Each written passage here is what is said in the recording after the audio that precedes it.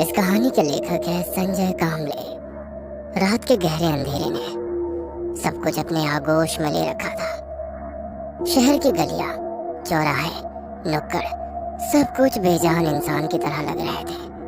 काफी देर बाद कोई गाड़ी उस खामोश पड़ी सड़क से गुजरती और कुछ पल के लिए खामोशी शोर में बदल जाती थी। पर वो गाड़ी दूर जाते ही दोबारा पूरा इलाका खामोश हो जाता। सड़क के किनारे लगे बिजली के खंभों पर लगे लाइट के बल्ब से कुछ हद तक इलाका रोशन हो रहा था। ऐसे ही दूर से आती एक टैक्सी धीरे धीरे आगे बढ़ रही थी। धीमी आवाज में कार के भीतर गाने बज रहे थे। पीछे बैठी लड़की झपकियां ले रही थी तो आगे टैक्सी चलाने वाला लड़का गानों की धुन में खोया हुआ था। आसमान भी बिल्कुल साफ था, इसलिए टिमटिमाते सितारे काफी सुंदर लग रहे थे। तय जगह आने में केवल 5 मिनट का रास्ता बाकी था और ये सवारी छोड़कर उसे दोबारा कॉल सेंटर के लिए जाना था। सब टाइमिंग सेट कर रखा था। उस सुनसान सड़क से गुजरते हुए टैक्सी चौराहे के पास आकर रुक गई। कुछ देर तक टैक्सी में कोई हलचल होती नजर नहीं आ रही थी। ये समझ में नहीं आ रहा था कि वो टैक्सी रास्ता भूल चुकी है या टैक्सी खराब हो गई है। कुछ पल गुजरने के बाद टैक्सी का अगला दरवाजा खुला और 25-30 साल का एक जवान लड़का बाहर निकला। बाहर निकलते ही उसने दरवाजा वापस बंद कर दिया और आगे आते हुए गाड़ी का बोनट खोला। इसका मतलब गाड़ी में कुछ तो खराबी थी। उस लड़के की नजरें उस सुनसान सड़क के ऊपर गई और वो अपने आप से बुदबुदाया, यार इस टैक्सी को भी अभी इस सड़क पर खराब होना था, वो भी आधी रात में। इतना कहकर वो टैक्सी का इंजन देखने लगा। 10 मिनट गुजर गए। टैक्सी शुरू करने में वो नाकाम हो चुका था। तभी टैक्सी का पिछला दरवाजा खुला और एक 20-22 साल की खूबसूरत लड़की बाहर निकली। सामने जाकर देखा तो वो लड़का इंजन में कुछ कर रहा था। भैया क्या हुआ? वही देख रहा हूँ। और कितनी देर लगेगी? कुछ कह नहीं सकता मैम, शायद आपको दूसरी टैक्सी करनी पड़ेगी। दूसरी टैक्सी? इतनी रात को? वो लड़की परेशान हो गई।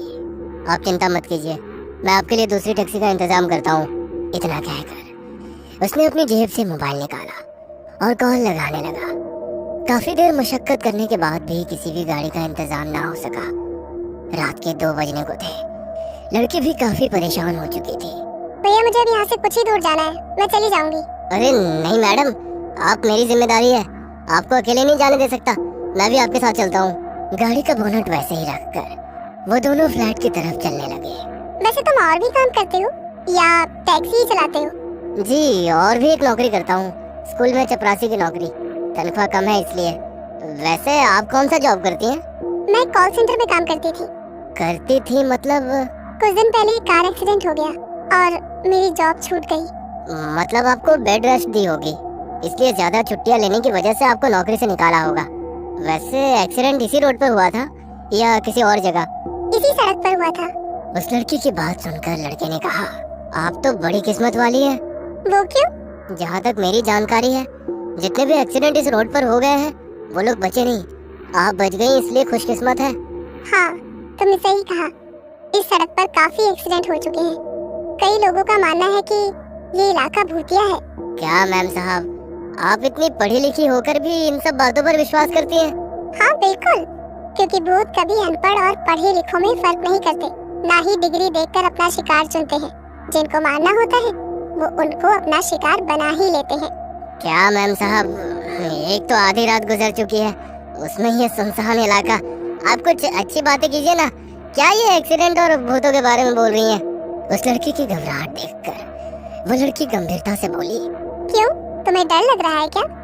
डरो मत, हमारा डर वो भांप लेते हैं और फिर क्या? फिर वो आत्मा अपना रंग दिखाना शुरू करती है। तब जो कुछ होता है उस डर को वही समझ सकता है जिसने ऐसे डरावने लम्हों का सामना अपनी जिंदगी में किया हो। लगता है आपने ये सब काफी नजदीक से देखा है। मेरे उस एक्सीडेंट के बाद मैंने काफी कुछ देखा है। वैसे तुम देखना चाहोगे? मैं इन सब पर यकीन नहीं करता, ये सब इंसानी दिमाग की उपज है।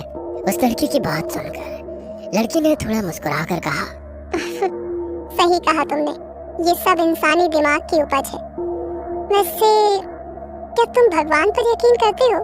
हाँ करता हूँ, भगवान शिव पर अटूट विश्वास है।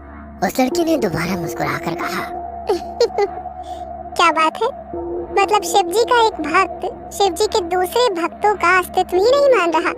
मतलब मैं कुछ समझा नहीं। समझ के करोगे भी क्या? दोनों चलते हुए एक पुरानी अपार्टमेंट के करीब पहुंचे। खंडहर बनी उस अपार्टमेंट को देखकर ही डर लग रहा था। वो थोड़ा परेशान हो गया। आप तो इस अपार्टमेंट में रहती हैं? ये तो शहर की काफी बदनाम और डरावनी जगह में से एक है। कहीं कत्ले इस इलाके में हुए हैं? मैं यहाँ नहीं, इस अपार्टमेंट के पीछे वाले अपार्टमेंट में रहती हूँ। इतना कहकर उसने उस लड़के की तरफ देखा और बगैर कुछ बोले चलने लगी। दोनों चुपचाप खामोशी से चलते रहे। तो फिर चलते हुए उस लड़की ने कहा, अरे यार, मेरा पर्स तो तुम्हारी टैक्सी में ही रह गया। रुकिए मैडम, मैं लेकर आता हूँ। कोई बात नहीं, तुम यही रुको, मैं लेकर आती हूँ। और अजीब सी मुस्कुराहट उसके चेहरे पर छा गई। वो बगैर कुछ बोले उस सुनसान इलाके को निहारता चुपचाप खड़ा रहा। उस अपार्टमेंट के इलाके में खड़े ऊंचे पेड़, वो जानलेवा खामोशी, रात के समय अपार्टमेंट के बंद फ्लैट पर उल्टे लटके चमगादड़, सब काफी डरावना लग रहा था। वो लड़की पीछे मुड़कर चलने लगी। वो उसी को ही देख रहा था रात के अंधेरे में। उसका इस तरह रुकना उसे काफी अजीब लग रहा था। चलते चलते कुछ कदम जाकर वो एकदम से रुक गई। वो थोड़ा परेशान हो गया। वो कुछ बोलता इससे पहले उसने एक बार मुड़कर देखा और दोबारा चलती हुई गलियारे से निकलकर कार के पास पहुंच गई। कार का दरवाजा खोला और देखा तो पर्स वहीं सीट पर पड़ी हुई थी। पर्स उठाई और वो मुड़कर जाने लगी। तभी टैक्सी के नीचे से टैक्सी वाला बाहर निकला। उसके कपड़े काफी गंदे हो चुके थे। आगे जाते हुए गाड़ी का खुला बॉनेट बंद किया और अंदर बैठते हुए उसने कहा, चलिए मैडम, काफी मशक्कत के बाद टैक्सी ठीक हो गई। वैसे आपकी किस्मत अच्छी है। उस लड़की के पैरों के नीचे से जमीन सरक गई थी। उसे पीछे उस अंधेरी गली की तरफ देखने की भी हिम्मत नहीं हो रही थी। पर उस लड़की के पीछे अंधेरी गलियारी में उस लड़के की नजरें गई और वो सहम गया। उसके मुंह से शब्द नहीं निकल रहे थे। बिना पीछे देखे वो लड़की टैक्सी में बैठी और अगले ही पल टैक्सी तेजी से वहां से निकली। लड़की काफी डर चुकी थी। कांपती हुई आवाज में उसने टैक्सी ड्राइवर से पूछा, तुम इतना क्यों डर गए? आपके पीछे उस अंधेरी गलियारी से कोई दौड़ता हुआ हमारी तरफ आ रहा था। शायद कोई चोर या लुटेरा होगा। उस लड़की ने कांपती हुई आवाज में कहा, वो चोर या लुटेरा नहीं था। तो फिर कौन था? अगर मैं बताऊंगी तो भी तुम मुझ पर यकीन नहीं करोगे। मतलब हुआ क्या है? अभी अभी मुझे हॉन्टेड एक्सपीरियंस हुआ। Haunted experience? तुमने अभी उस गलियारे से जिसे हमारी तरफ आते देखा, वो कोई चोर लुटेरा नहीं बल्कि एक आत्मा थी। मैडम, आप ठीक तो हैं? मैंने कहा था ना, मेरा यकीन नहीं करोगे। आपको कैसे पता चला कि वो आत्मा है, जबकि आपने पीछे देखा भी नहीं था? क्योंकि गाड़ी खराब होने के बाद मैं तुम्हारे साथ ही मेरे अपार्टमेंट की तरफ जा रही थी। मेरा पर्स तुम्हारी टैक्सी में छूटा था, इसीलिए वापस लौटी तो तुम अभी अपनी वही कार ठीक कर रहे थे। तुम्हें देख मैं हैरान रह गई, पर जब तुमने किसी के दौड़ कर आने का जिक्र किया तो मैं समझ गई कि बात कुछ और है। इतना कहकर उस लड़की ने पीछे झांक कर देखा तो सड़क पर एक इंसानी आकृति खड़ी नजर आ रही थी। ड्राइवर के सिर के पास लगे शीशे में देखकर बोली, सच कहूँ तो उस दिन हुए एक्सीडेंट में भी मैं बाल बाल बची थी और आज भी मैं बाल बाल बची हूँ। और पीछे की सीट पर आराम से बैठ गई। तभी उस लड़के ने कहा, मतलब तुम्हें अभी भी लगता है कि उस दिन की तरह तुम आज भी बचोगी? और गाड़ी की रफ्तार तेज करते हुए एक डरावनी मुस्कुराहट उस लड़के के चेहरे पर छा गई। पीछे सड़क पर खड़ा वो लड़का हैरानी से अपनी तेज रफ्तार कार को देखता रह गया। ये कहानी आपको अच्छी लगी हो तो हमें सब्सक्राइब करें, हमारा इंस्टाग्राम और फेसबुक पेज जरूर फॉलो करें। और हाँ दोस्तों, सब्सक्राइब करना भूलना मत।